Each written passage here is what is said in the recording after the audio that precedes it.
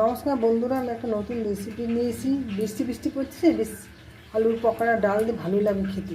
আমি দুটো আলু গ্রেট করে নিয়েছি। দেখুন, আপনি ভালো করে ধুয়ে আমার ঠাকুমা রান্না করতে দেখতাম। মটর ডাল খুব ভিজিয়েছি, মুসুর ডাল দিয়েছি, আদা দিয়েছি, আদা কুচি দিয়ে আর দুটো কাঁচা লঙ্কা দিয়েছি। আপনার সামনে মতো কাঁচা লঙ্কা দিয়ে সব ডালগুলোকে একসঙ্গে পেস্ট করে নেব।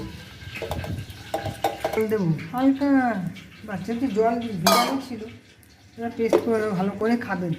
ভাত দিয়ে বা চা দিয়ে, টিভি দেখতে দেখতে বসে বসে খাবেন, মোবাইল ঘাঁটতে ঘাঁটতে খাবেন, খুব ভালো লাগবে। বাচ্চাদের টিফিনও দিতে পারেন, সস দিয়ে খাবেন, খুব ভালো লাগবে। গ্রেট করে নিয়েছি। এখন দেখো, এখন আমি বাটিতে ঢেলে মশলাপাতি দেবো। হেভি মানে মজাদার খাবার, চটপটা হয় না, চটপটা খাবার দাবার। জোয়ান হাতে একটু ডলে দিলাম। দেখুন,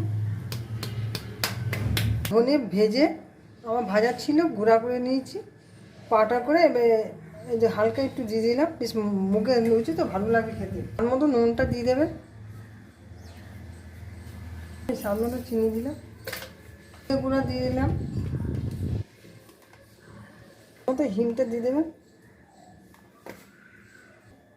আপনারা কাঁচা লঙ্কা কুচি দিতেও পারেন, নাও দিতে পারেন। আমি ডালের সঙ্গে দিয়ে দিয়েছি তো, বড্ড ঝাল ওগুলো। এবার এগুলোকে পেস্ট করে ভালো করে মিশিয়ে নেব।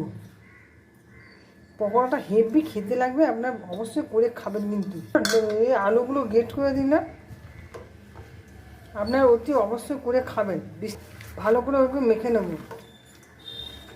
চামচে একটু গরম মশলা গুঁড়ো দিয়ে দিয়েছি, চিনি করে নিয়েছি, ফ্রেশ করে নিয়েছি। আপনার দেবেন স্বাদ মতো।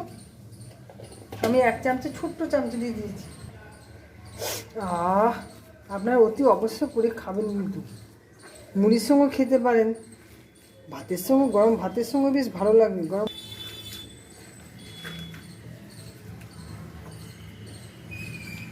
মাখা হয়ে গেছে, একটু চেক করে নিয়ে নুনটা হয়েছে কি নাকি।